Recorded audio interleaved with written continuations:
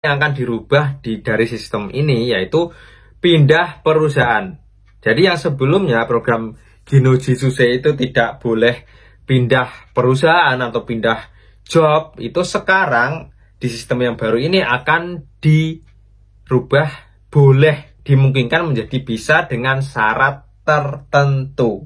Nah, jadi peraturan yang sebelumnya apabila mungkin program magang itu tidak boleh pindah job atau pindah perusahaan, maka di sistem yang baru ini akan diperbolehkan untuk pindah pekerjaan atau pindah perusahaan ya.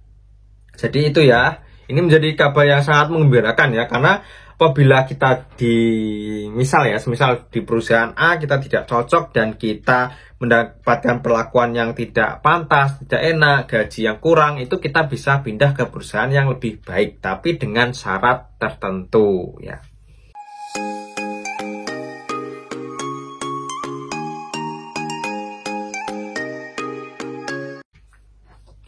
Konnichiwa minasan, selamat datang lagi di channel EDP ini, channelnya Ken Suse dan X Magang.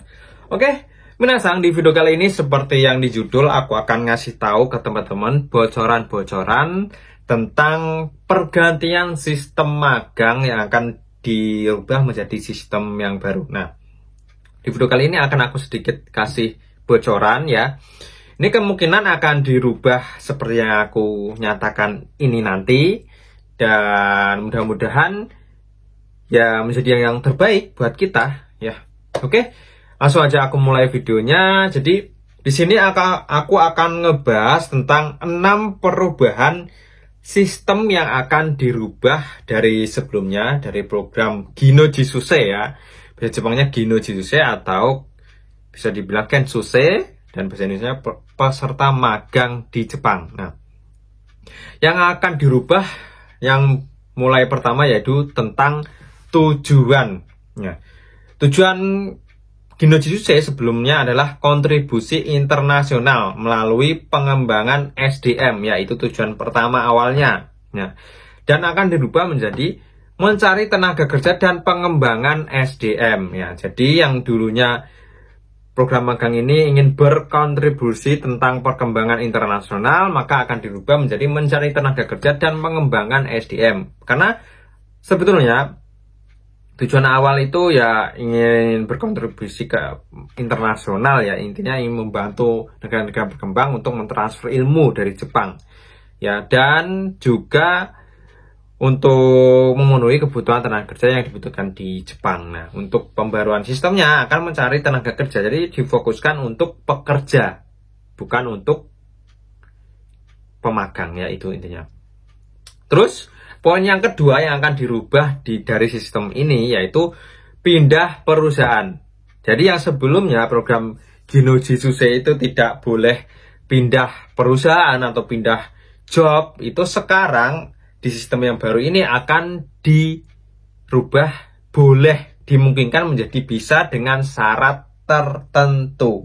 Nah, jadi peraturan yang sebelumnya apabila mungkin program magang itu tidak boleh pindah job atau pindah perusahaan, maka di sistem yang baru ini akan diperbolehkan untuk pindah pekerjaan atau pindah perusahaan ya.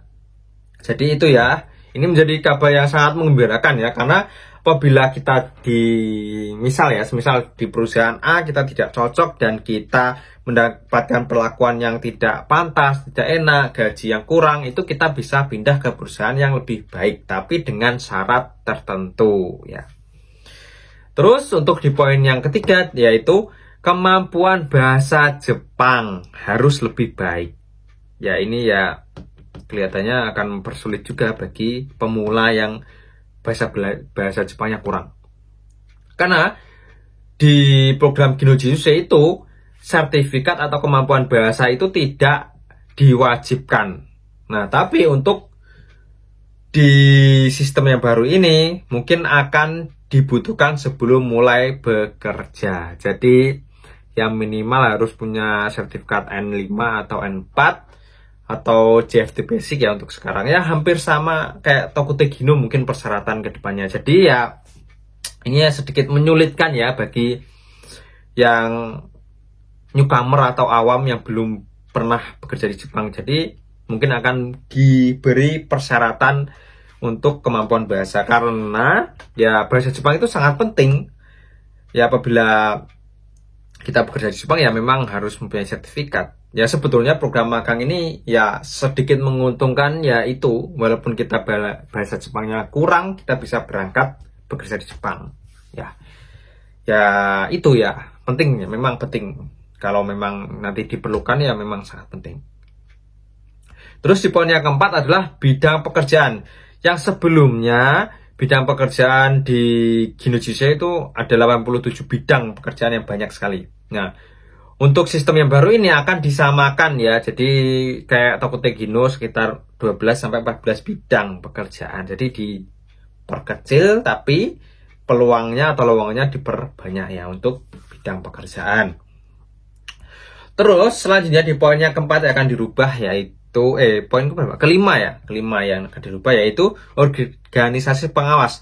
Yang sebelumnya organisasi pengawas di Ginojuse itu memang ada, tapi pengawasannya kurang memadai. Nah, kedepannya di sistem yang baru ini akan dihilangkan organisasi yang tidak pantas dan persyaratannya akan lebih ketat. Jadi kayak kumiai itu akan diberi pengawasannya lebih ketat, dan apabila pengawasannya kurang nanti akan diberi peringatan. Jadi ya bagus, ya sebetulnya yang paling penting adalah ini, yang poin kelima ini ya. Jadi semisal kita melalui jalur magang atau jalur nanti sistem yang baru ini, itu pengawasan dari organisasi pengawas yang sangat mumpuni dan ketat itu sangat penting. Ya semisal apabila contohnya aku sebagai seorang peserta magang atau ini sistem baru ini mengalami hal-hal yang tidak enak, itu organisasi pengawas itu bisa menegur perusahaan ya, bukannya malah membela perusahaan. Itu rata-rata yang terjadi untuk saat ini, malah pihak perusahaan yang dibela. Kenapa? Karena pihak perusahaan itu membayar sejumlah uang ke kumiai. Nah, selanjutnya di poin yang terakhir adalah pembatasan rekrutmen. Yang sebelumnya dulu itu tidak ada pembatasan ya, maksudnya rekrutmen. Pembatasan dalam artian ya lowongannya terbuka berapa, itu ya sebelumnya Ginojuse tidak ada. Maka di sistem yang baru ini akan meningkatkan transportasi seperti program Tokute Gino. Jadi untuk seleksinya, perekrutnya itu akan transparan seperti program Tokute Gino untuk kedepannya ya. Nah itu ya untuk poin-poin yang akan dirubah di sistem yang baru ini. Ada 6 poin tadi, dari mulai tujuannya dirubah. Terus dari saat pekerjaan, jobnya itu bisa pindah pekerjaan. Terus yang ketiga, kemampuan bahasa diperlukan. Yang keempat, bidang pekerjaannya hampir sama kayak Tokute Gino. Terus yang kelima, organisasi pengawasnya akan diperketat. Yang keempat, untuk rekrutmen akan diberi sistem yang sangat transparan, beda dengan sistem magang yang notabene menguntungkan perusahaan dan kumiai ya. Mungkin ya karena di sistem magang itu menurut yang aku dengar itu uang kita itu dipotong untuk membayar kumiai, itu ya menurut yang aku dengar ya. Ya mungkin itu aja yang ingin aku sampaikan di video kali ini ya. Mudah-mudahan ini menjadi yang kabar yang sangat membirakan buat adik-adik yang saat ini lagi belajar di LPK dan ingin berangkat ke Jepang. Ya tetap semangat. Tadi ya seperti aku sampaikan, untuk bahasa Jepangnya mungkin akan diperketat. Jadi untuk kalian ya sebisanya sebelum bekerja ke Jepang itu harus minimal punya N4 atau paling nggak N5 lah, supaya kita bisa tahu bahasa Jepang kita itu levelnya seberapa, dan apabila memang pantas untuk bekerja ke Jepang ya kita bisa berangkat. Ya itu aja mungkin yang ingin aku sampaikan di video kali ini. Mudah-mudahan video kali ini bermanfaat buat teman-teman yang ingin berproses ke Jepang. Oke, aku akhiri, kita berdoa aja bareng. Mudah-mudahan akan segera terlaksana ya untuk pembaruan sistem baru ini. Karena untuk pengumumannya pastinya nanti akan diumumkan di musim gugur ya, seperti yang aku bahas di video kemarin. Jadi akan disampaikan tentang sistem baru ini di bulan 10 ya, di musim gugur. Oke, videonya aku akhiri. 見てくれてありがとうございました。じゃあまたね。See you in the next video.